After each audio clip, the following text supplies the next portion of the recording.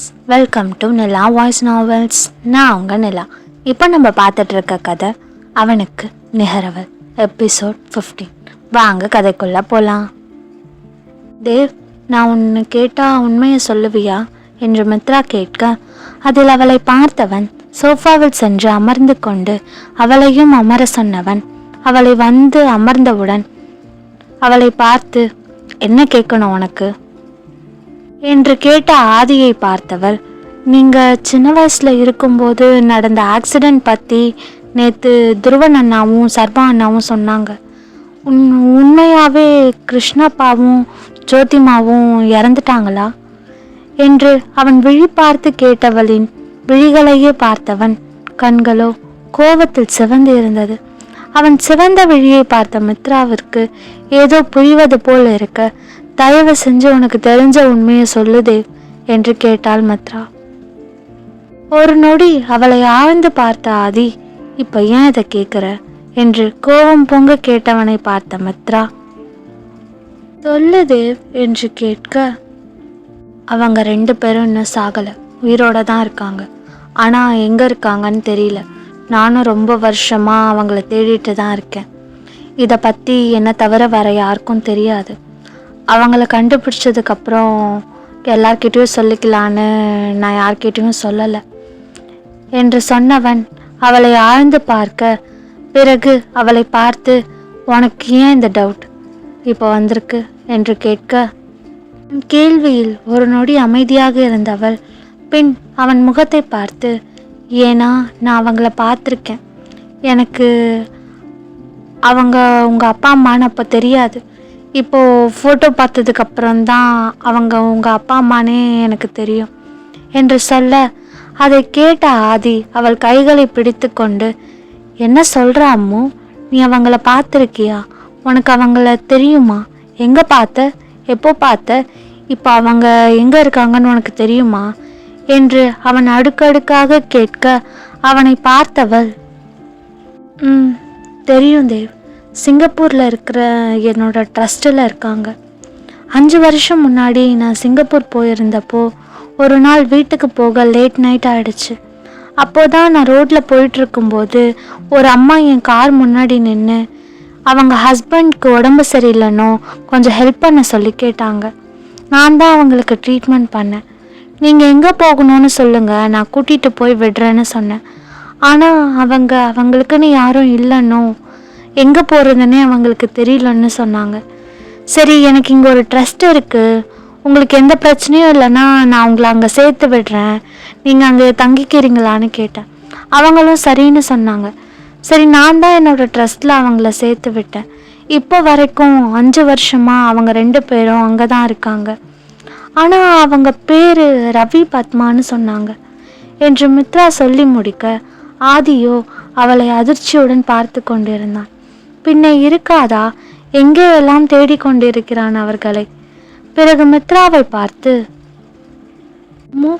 இப்பவே போலாம், நான் உடனே அவங்கள பார்க்கணும் என்று சொல்லி அவள் கைகளை பிடித்து இழுத்தான் ஆதி.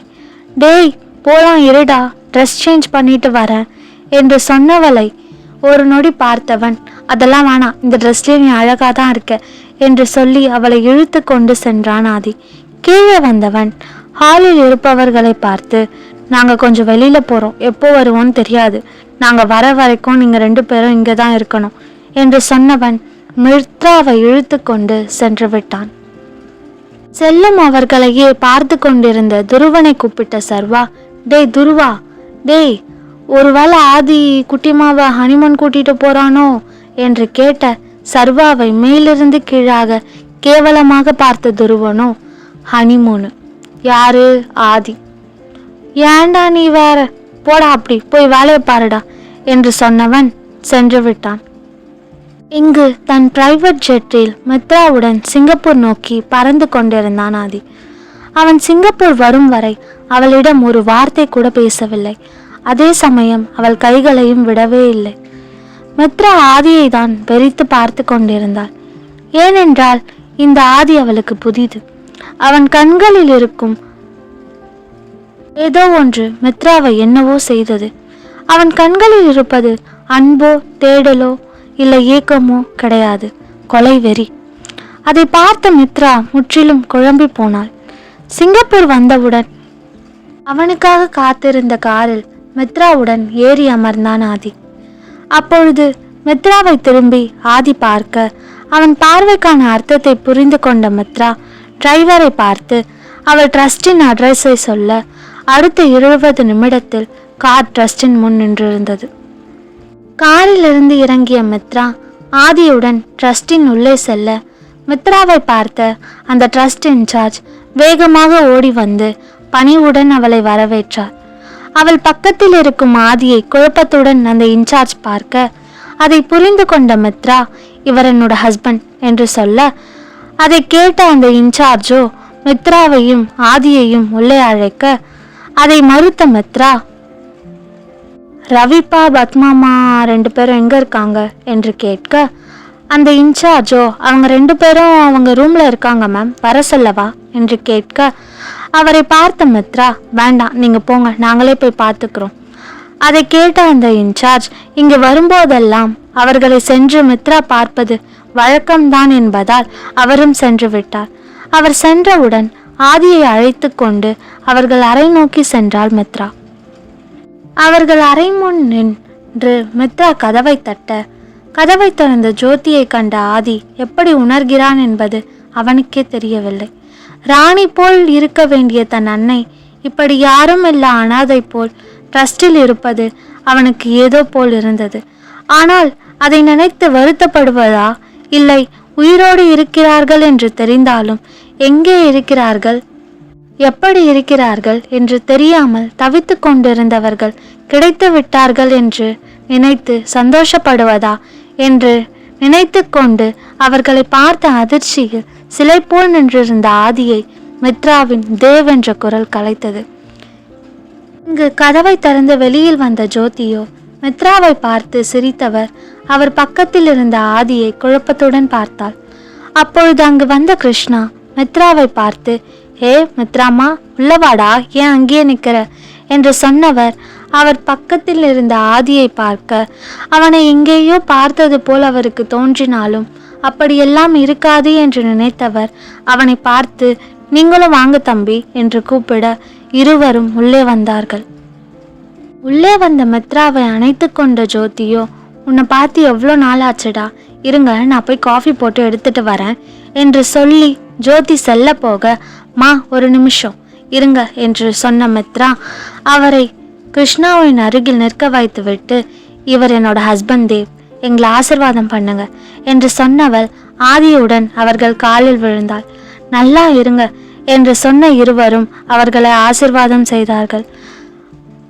அப்பொழுது மித்ராவை பார்த்த கிருஷ்ணா, எப்போடா கல்யாணம் ஆச்சு என்று கேட்டவர் ஆதியின் புறம் திரும்பி, எங்கள் பொண்ணு ரொம்ப நல்ல பொண்ணுப்பா, இவளை கல்யாணம் பண்ணிக்க நீ கொடுத்து வச்சிருக்கணும், அவளை ரொம்ப நல்லா பார்த்துக்கோ என்று சொன்னவர் மித்ராவின் புறம் திரும்பி, எப்போ கல்யாணம் ஆச்சுடா என்று கேட்க, இப்பதான்ப்பா 3 நாள் ஆகுது என்று சொன்னவள் ஜோதி பார்க்க, அவளோ பார்த்தீங்களாங்க, இவ கல்யாணத்துக்கு கூட நம்மளுக்கு சொல்லவே இல்லை என்று ஜோதி கேட்க, என்ன பண்ணுறது ஜோதிம்மா, நம்ம உண்மையாக இருக்கிறாங்கன்னு நினைக்கிறவங்க யாரும் நம்மக்கிட்ட உண்மையாக இருக்கிறதில்ல என்று சொல்ல அவள் ஜோதிமா என்று சொன்னதிலேயே அதிர்ந்தார்கள் இருவரும். பிறகு மித்ராவை பார்த்த ஜோதி, ஐயோ மித்ராமா, நீ ஏன் என் பேரை மாற்றி சொல்கிற, என் பேர் பத்மாடா, ஜோதி இல்லை என்று சமாளிப்பாய் சொன்னவர் அதுதான் உண்மை என்பது போல் கிருஷ்ணாவும் தலையசைத்தார். அதை பார்த்த மித்ரா, ஓ நான் தான் மாற்றி சொல்கிறேன்னா, அப்போ அவங்க பேர் ஜோதி இல்லை, உங்கள் பேர் கிருஷ்ணவர்மாவும் இல்லை, உங்களுக்கு ஒரு அண்ணன் இல்லை, அவர் பேர் ரத்னவர்மா இல்லை, உங்களுக்கு ஜானகின்னு ஒரு அண்ணி இல்லவே இல்லை, உன் சொந்த நாடு இந்தியா இல்லை, நீங்கள் பிறந்தது தமிழ்நாட்டில் இல்லை, வர்மன் லக்ஷ்மி உங்கள் அப்பா அம்மாவே இல்லை, ஆதி துருவன் சர்வா அர்ஜுன் இவங்க யாரும் உங்கள் பசங்களே இல்லை, அப்படிதானே என்று அழுத்தமாக கேட்ட மித்ராவை பார்த்த கிருஷ்ணாவோ அமைதியாக இருந்தார். ஆனால் ஜோதியால் அப்படி இருக்க முடியவில்லை. கிருஷ்ணா மற்றும் ஜோதி இருவரும் தங்களை பற்றிய உண்மைகளை ஏன் ஆதிமித்ரா கிட்ட இருந்து மறைக்கிறார்கள்? இறந்து விட்டார்கள் என்று நினைத்து கொண்டிருக்கும் தங்களின் தாய் தந்தை இருவரும் உயிரோடு தான் இருக்கிறார்கள் என்பது துருவன் சர்வா அர்ஜுன் அம்ருவிற்கு தெரிய வருமா? மித்ராவின் கணவன் என்று நினைத்து பேசிக்கொண்டிருக்கும் ஆதிதான் தன் அண்ணனின் மகன் என்பதை அறிந்து கொள்வாரா கிருஷ்ணவர்மா? இதை பற்றி மேலும் தெரிஞ்சுக்க நிலா வாய்ஸ் நாவல்ஸை சப்ஸ்கிரைப் பண்ணுங்கள். இந்த ஸ்டோரி உங்களுக்கு பிடிச்சிருந்தா லைக் பண்ணுங்கள், ஷேர் பண்ணுங்கள் அண்ட் மறக்காமல் சப்ஸ்கிரைப் பண்ணுங்கள். பாய் ஃப்ரெண்ட்ஸ், நான் உங்கள் நிலா. நெக்ஸ்ட் எபிசோடில் மீட் பண்ணலாம்.